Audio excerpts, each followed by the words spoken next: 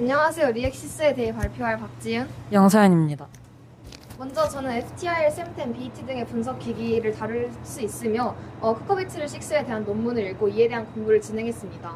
그리고 전기화학 분야에 대해서 OER, ORR, HER 반응, 그리고 LSV 타페플롯 등에 대한 정보도 굉장히 공부를 많이 했었고, 싱가포르 국제공동연구에서는 트리스피리딘 보레인이라는 분자에 대해서 합성 과정과 그런 여러 가지 기작들, 그리고 그 분자가 어떤 구조인지에 대해서 많이 연구를 하고 있습니다. 서연이는 저와 같은 창의설계 연구 기초 세미나를 했기 때문에 같은 것에 대해서 공부를 했고, RNA로는 쿠커비트를 8을 합성하고 있고, 바이피리딘에 대한 것도 이제 여러 가지 어플리케이션을 하고 있다고 합니다. 이민규 선배님도 저희 팀의 멤버이신데요. 이민규 선배님께서는 GP67을 합성하셨고, RNA에서는 모프기만 촉매 합성, ORR, OER, 과전압 특정을 진행하셨고, 전화의 수업을 들으셨기 때문에 전기화학에 대한 대부분의 지식을 가지고 계십니다. 그래서 저희는 저희 셋의 이런 좀 지금까지 했던 활동들에 대해서 공통점이 무엇인지 이러한 그래프로 찾아보았는데요. 그래서 이 가운데 있는 것들이 논문에 꼭 포함되었으면 좋겠다라는 결론을 내리게 되어 이를 중점적으로 해서 그 리액시스를 찾으려고 시도했습니다. 그 결과 이러한 과정을 통해서 리액시스를 하게 되었는데 더 자세히 서연이가 설명할 예정입니다. 네, 일단 저희는 이 논문에서 중점적으로 살펴보고 싶은 물질로는 모프를 정하게 되었습니다. 그리고 저희는 이제 카탈리스틱, 그러니까 약간 촉매 반응을 보고 싶었는데요, 논문 속에서. 네, 이제 카탈리스트랑 카탈라이틱 리액션 중에 뭘 할까 생각을 하다가 실제로 도큐멘트 검색을 했을 때 이 친구가 좀 더 브로드하게 양이 조금 더 많게 찾아지길래 카탈라이틱 리액션이라는 이 키워드를 선택을 하게 되었습니다.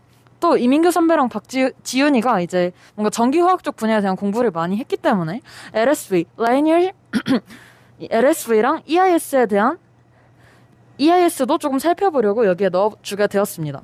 해서 이렇게 검색을 해보았더니 552개의 도큐멘터리를 찾을 수가 있었고요. 그 다음으로는 저희는 이제 OER이랑 ORR 반응에 대해서도 조금 살펴보고 싶었습니다. 논문 속에서. Oxygen Evolution Reaction이죠. 해서 이것까지 추가를 해주었더니 287개의 논문이 찾아지는 것을 확인을 할 수가 있었습니다. 네, 그런 다음에 저희는 이제 저희가 어떤 것을 확실히 이해할 수 있고 또 잘할 수 있는지를 아까 말씀드렸던 것처럼 IR 스펙트로스코피랑 이 포토 일렉트론 스펙트럼에 넣어보았는데요. 저희가 생각하기로는 이게 XPS와 가장 비슷했고 그렇기 때문에 뉴클레어스는 상관이 없는 항목이어서 여기에는 딱히 넣어주지 않았습니다. 이렇게 찾았더니 크게 바뀌지 않는 것을 확인을 할 수가 있었고요. 그래서 이번에는 저희는 필터를 사용을 해보기로 했습니다. 필터에서 이 Physical Chemical Analysis Method에서 일단은 템이랑 쌤 저희가 잘할 수 있는 것을 골라서 또 논문에 찾아주었더니 134개가 남았고요. 여기서 추가적으로 XPS랑 FTIR도 이 필터에서 찾아주었습니다. 했더니 109개가 남았죠. 다만 아직까지 109개로 필터로 더 줄이기는 조금 어렵겠다고 판단을 하여서 이번에는 저희가 아까 저희 3명 모두 공통 분모 속에 있었던 바이피리딘이라는 분자에 대해서 조금 더 바이피리딘이라는 분자를 쿼리에 넣어보기로 했습니다. 해서 스트럭처를 누르고 바이피리딘 분자를 이 창에 쳐주었는데요. 했더니 이 바이피리딘과 이 바이피리딘 두 가지가 뜨더라고요. 저희는 대부분 이 바이피리딘을 좀 사용을 했었어서 일단은 이 바이피리딘은 엔드로 넣고 이 바이피리딘은 OR로 넣어서 이쪽이 조금 더 메인으로 뜨고 이쪽은 조금 더 부가적으로 뜨는 그런 그림을 상상을 하고 검색을 했습니다. 그 결과 저희는 8144개의 논문을 찾을 수가 있었습니다. 갑자기 확 많아졌죠. 그래서 저희는 이 문제를 어떻게 해결해야 할까 생각을 해보다가 일단 먼저 이 두 가지의 바이피리딘 분자가 실제로 어떤 성질을 띠는지를 조금 살펴보고자 했습니다. 하여 이 2,2' 바이피리딘은 일단은 한 금속에 바이덴테이트 리간드로 작용합니다. 두 자리에 붙는 거죠.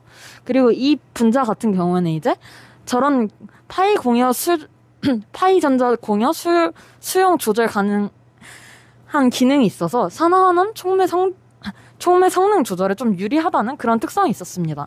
다만 이 바이피리딘 분자는 그냥 금속과 금속 간의 브릿징, 말하자면 그냥 다리 역할로 연결해주는 그런 역할이어서 단순히 구조적 역할일 뿐이지 이러한 촉매 성능 향상에는 크게 역할을 할 수 없겠다라는 판단을 내릴 수 있었습니다. 그래서 저희는 일단 이 분자를 빼기로 했고 이 분자만 쿼리에 넣어주었습니다. 이 분자를 쿼리에 넣어주었더니 극적으로 4개만 남은 것을 볼 수 있었습니다. 근데 저희는 여기서 포기하지 않고 필터를 더 사용해보고자 이것저것을 찾아보았는데요. 참고로 이거는 이제 저희가 바이피리딘 분자를 검색할 때 사용한 그건데 as drawn은 완전 저희가 검색한 스트럭처 완전히 동일한 구조가 뜨는 거고 as substructure는 여기에 치환기나 뭐 다른 분자들이 붙은 걸 이야기를 같이 검색을 해주는 거고 similar는 그냥 유사한 구조거든요. 저희는 이제 사실은 as drawn이 저희 방향성과는 맞다고 생각을 해서 이렇게 검색을 해봤는데 나중에 제가 시도해본 결과로는 이걸 하나 저희 논문이 뜨더라고요. 그래서 네 그렇게 됐고 하여 저희는 이 바이피리딘 분자를 넣었잖아요. 근데 저희는 이 바이피리딘 분자가 모프 분자의 리간드로서 작용하기를 원했습니다. 그랬기 때문에 네, 이제 바이피리딘 분자가 단순히 리간드로서만 작용을 하는 것은 아니잖아요. 그래서 이 인덱스 텀에 들어가서 리간드를 클릭을 해주었고요. 실제로 바이피리딘 분자가 리간드로 쓰인 논문만을 원했기 때문에요. 그래서 이렇게 2개의 논문을 찾을 수가 있었습니다. 최종적으로. 그리고 가장 최신 논문을 하기 위해서 이렇게 연도와 그리고 저널 타이틀도 정해주었는데요. 그 결과 이렇게 2가지 논문이 나왔는데 이제 제목을 보았을 때 위에 것보다 아래 거에 이제 모프 그리고 바이피리딘이라는 이러한 말이 있었기 때문에 저희가 가장 원했던 거는 사실 리간드 그리고 바이피리딘 이걸 중점적으로 보고 있었기 때문에 2번째 논문을 한번 살펴보았습니다. 피규어를 중심으로 보았을 때 바이피리딘 리간드도 보이고 FTIR, XRD, 샘템 등의 저희가 원하는 그런 분석들도 보였고요. 그리고 이런 전기화학적 분야까지 보였기 때문에 저희는 이 논문이 저에게 적합하다고 생각을 해서 이 논문 발표를 하게 되었습니다. 하지만 네 그리고 조금 더 설명을 그리고 이건 추가적인 내용인데 아까 저는 OER을 글씨로 검색을 했잖아요. 근데 이제 OER 검색을 이런 식으로 할 수가 있습니다. 그러니까 H2O가 O2로 가는 그 반응을 약간 분자 오식도처럼 그릴 수가 있는 건데 이렇게 검색을 하면 이게 실제로 하나로 이렇게 딱 줄어들더라고요. 이게 너무 신기해서 넣어봤습니다. 이렇게 조금 더 줄여서 조금 더 좁게 그 검색을 할 수 있습니다.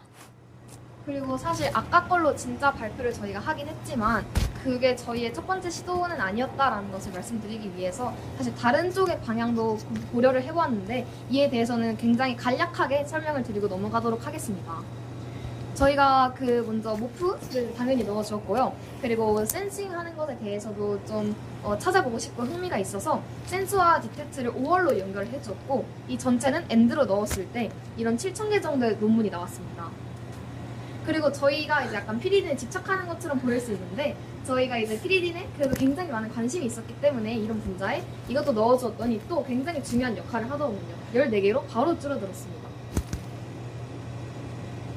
그리고 이게 그 피리딘과 특정 메탈 아이온이 만나면 그 형광을 띈다는 것을 저희가 연기세 시간에 배웠는데 그래서 이러한 저희의 지식을 좀 그래서 메탈 아이온 넣었더니 4개로 줄어들었고 그리고 마찬가지로 리간드 항목도 넣어주었으며 그렇게 해서 또 연도와 그 아티클로 바꿔주고 나서 나온 논문은 딱 한 개였는데 이때 찾은 논문의 앱스트랙을 간단하게 읽어봤어요. 근데 합성 과정에 DNA 관련 기작이 있어서 저희 3명 다 이제 생물하고는 조금 거리가 있고 화학적으로 하고 싶었기 때문에 좀 이해에 어려움이 있을 것이라고 생각이 되었고 그리고 아까 찾았던 그 논문이 저희의 방향성과 너무나도 잘 일치했기 때문에 앞선 논문으로 했고 이러한 시도가 있었다는 점 그냥 언급하고 넘어가도록 하겠습니다. 저희는 리액시스에 대해서 조금 더 탐구를 해보고자 이 레트로 신테시스라는 기능을 사용해봤습니다. 그래서 무슨 분자의 역합성 과정을 탐구를 할까 하다가 제가 나노 책을 보니까 모프5를 저희가 곧 합성을 하더라고요. 그래서 모프5의 다른 이름을 이제 위키피디아에서 찾아서 이렇게 검색을 해주었는데요. 검색을 했는데 몇 시간 동안 돌아가기만 하고 레트로 신테시스 과정이 뜨지가 않았습니다. 그래서 저희가 이걸 왜 그럴까 제가 열심히 리즈닝을 해봤거든요. 그 결과 레트로신세시스 기능 자체는 유기화학 반응 경로를 보통 예측을 하더라고요. 그 트리를 그려주는 것도 그렇고 다른 분자를 검색해서 보아도 이게 각각의 메커니즘 하나하나가 논리적으로 연결되는 그런 느낌을 받았어요. 근데 반면 모프5 합성 과정은 나노화학 교과서를 보았을 때 이게 자가조립 반응이더라고요. 근데 자가조립 반응은 이렇게 뭔가 논리적인 메커니즘 하나하나보다는 이 비정형적 반응 조건을 어떻게 잘 맞춰주느냐가 굉장히 중요하잖아요. 이 수득률이라든지. 그래서 오히려 레트로신테시스 기능이 저희 모프5 합성 과정을 예측하기는 어려웠을 것이라는 리즈닝을 최종적으로 할 수 있게 되었습니다. 네, 네. 지금까지 저희의 모든 과정을 요약해서 설명해 드렸습니다. 감사합니다. 감사합니다.